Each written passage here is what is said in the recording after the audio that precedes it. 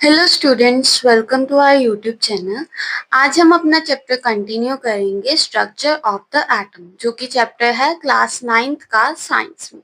आज हम topic cover करेंगे Rutherford's model of an atom. तो चलिए स्टार्ट करते हैं हम topic. In this experiment fast moving alpha particles were made to fall on a thin gold foil। अब इस एक्सपेरिमेंट में क्या हुआ था कि जो अल्फा पार्टिकल्स, जो फास्ट मूविंग अल्फा पार्टिकल्स है, वो फॉल करवाए थे किस पे? थिन गोल्ड फॉइल पे फॉल करवाए थे। ठीक है, कौन से पार्टिकल यूज हुआ? Alpha particle, fast moving alpha particles. और किस पे फॉल करवाए थे? गोल्ड फॉइल पे।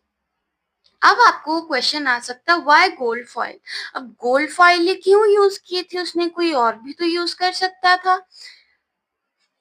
Because he wanted as thin a layer as possible. This gold foil was about 1000 atoms thick.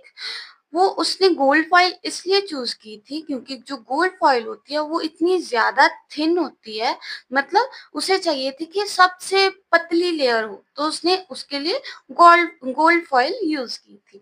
This gold foil was about 1000 atoms thick. अब 1000 atom जो होंगे, ठीक है, उन उतने थिक जो है हमारी गोल्ड फॉइल थी, इसलिए उसने गोल्ड फॉइल यूज की। अब हम नेक्स्ट आते हैं। Alpha particle are doubly charged helium ions. अब अल्फा पार्टिकल्स क्या है? हीलियम आयन पे डबल चार्ज कर देंगे तो वो अल्फा पार्टिकल बन जाएगा। Okay, it was expected that alpha particles would be deflected by the subatomic particles in gold atom। अब वहां पे क्या उसने एक्सपेक्ट किया, क्या था कि जब मैं फॉल करवाऊंगा अल्फा पार्टिकल्स को गोल्ड फॉइल पे, तो जो हमारे अल्फा पार्टिकल्स है वो डिफ्लेक्ट हो जाएंगे बाय सब atomic particles in a gold atom.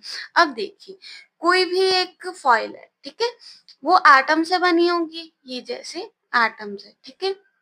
उसने सोचा कि जब वो अल्फा पार्टिकल्स को फॉल करवाएगा गोल्ड फॉइल पे, ठीक है, तो अब ये जैसे ये एक एटम है, ठीक है, इसमें ये सब एटॉमिक हमने पढ़े थे, ठीक है, इलेक्ट्रॉन्स, प्रोटॉन्स, न्यूट्रॉन्स, ठीक है।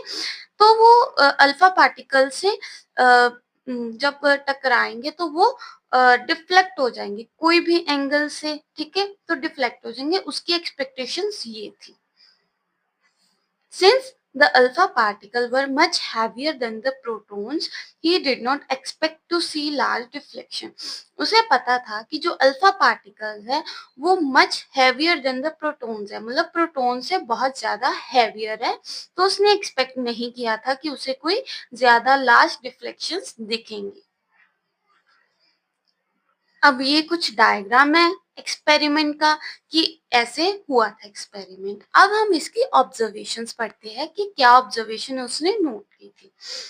Most of the fast moving alpha particles passed straight through the gold foil.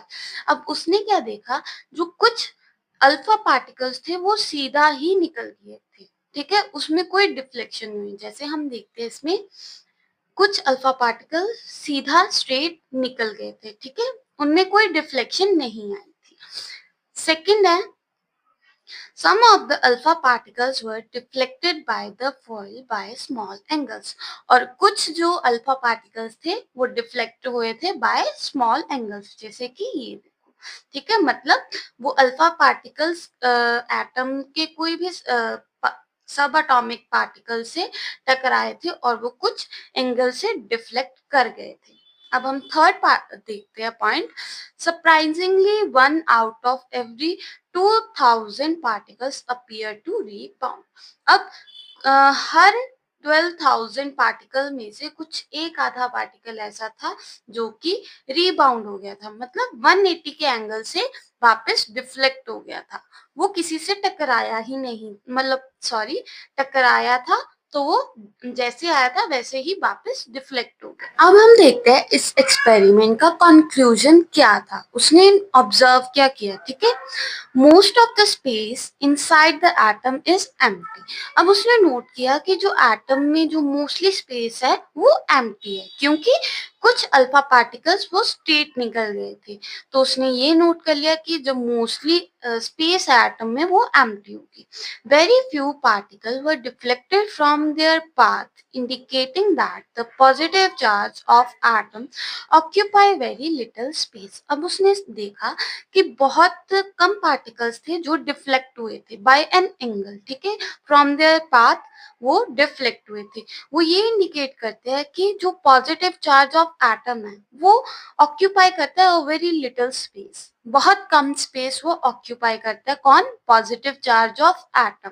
ये हमें कैसे पता लगता है? क्योंकि very few particle were deflected from there path. अब हम थर्ड पॉइंट पे आते हैं। A very small fraction of alpha particle were deflected by 180। अब बहुत कम फ्रैक्शन थी अल्फा पार्टिकल्स की जो कि डिफ्लेक्ट हुई थी 180 के एंगल से, indicating that all positive charge and mass of gold atom were concentrated in very small volume with in the atom. अब इससे क्या पता लगता है कि जो सारा पॉजिटिव चार्ज ऑफ एटम और गोल्ड एटम का मास वो कहाँ पे कंसंट्रेटेड है? Very small volume with in the atom. Atom में बहुत कम वैल्यू में वो कंसंट्रेटेड है। कौन?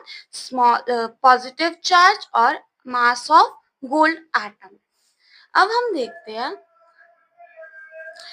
From this, the radius of nucleus is about 10 raised to the power 5 times less than radius of atom.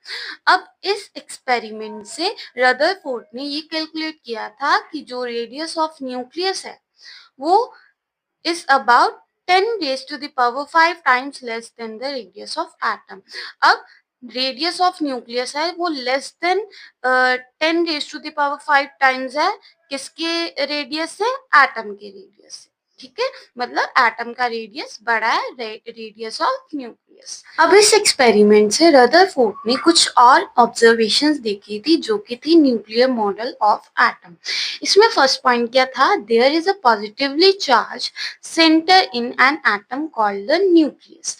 अब उसने ये देखा था कि जो पॉजिटिव चार्ज है, ठीक है, एटम पे वो सेंटर पे कंसंट्रेटेड है, तो उसको क्या कहा था? वो न्यूक्लियस है। जो पॉजिटिव चार्ज कंसंट्रेटेड है in the centre of the atom वो क्या है? न्यूक्लियस। उसने उसको न्यूक्लियस कह दिया था। सेकेंड है the electron revolve around the nucleus in circular path. अब सेकेंड उसने कहा था कि जो इलेक्ट्रॉन्स है वो रिवॉल्व कर रहे हैं न्यूक्लियस के अराउंड, किसमें? सर्कुलर पाथ में। थर्ड है the size of nucleus is very small as compare to size of atom. ये हमने इससे नोट कर लिया था कि जो साइज ऑफ न्यूक्लियस है वो बहुत ज्यादा स्मॉल है as compare to size of atom. Okay, next हम आते हैं ड्रॉबैक्स पे। ड्रॉबैक क्या था? The revolution of electron in circular orbit not expected to be stable. अब ड्रॉबैक ये था कि जो इलेक्ट्रॉन सर्कुलर पाथ में सर्कुलर ऑर्बिट में रिवॉल्व कर रहे हैं अराउंड न्यूक्लियस, ठीक है, वो स्टेबल नहीं है। जैसे कि ये हमारे पास न्यूक्लियस, ठीक है, और उसके अराउंड ये इलेक्ट्रॉन रिवॉल्व कर रहे हैं। तो ये सर्कुलर ऑर्बिट में रिवॉल्व कर रहे हैं, उनका ये था कि ये स्टेबल इसलिए नहीं है क्योंकि अगर इलेक्ट्रॉन एक्सेलरेट हो जाते हैं, ठीक है, एक्सेलरेट हो जाएंगे तो वो अपनी ऑर्बिट से डिफ्लेक्ट हो जाएंगे। अगर ऑर्बिट से डिफ्लेक्ट हो जाएंगे तो वो न्यूक्लियस के अंदर चले जाएंगे। ओके, मतलब इसलिए वो स्टेबल नहीं रह पाएगा अगर वो न्यूक्लियस के अंदर चल के, अगर वो मतलब वो अपनी ऑर्बिट में नहीं घूम रहे हैं। अगर वो एक्सेलरेट करेंगे तो अपनी ऑर्बिट से डिफ्लेक्ट हो जाएंगे, और डिफ्लेक्ट हो जाएंगे या तो फिर वो एटम के बाहर आ जाएंगे या न्यूक्लियस के अंदर गिर जाएंगे। आई होप आपको कॉन्सेप्ट समझ आ गया होगा रदरफोर्ड्स का, ठीक है, मॉडल ऑफ एन एटम का। तो अगर आपको समझ आ गया तो मेरी वीडियो को लाइक कर दीजिएगा, और अगर कोई भी डाउट हो आप मुझे कमेंट सेक्शन में पूछ सकते हैं, और अगर आप चाहते हैं कि मैं ऐसी और वीडियोस अपलोड करूं तो आप मेरे चैनल को सब्सक्राइब कर लीजिएगा। Thank you.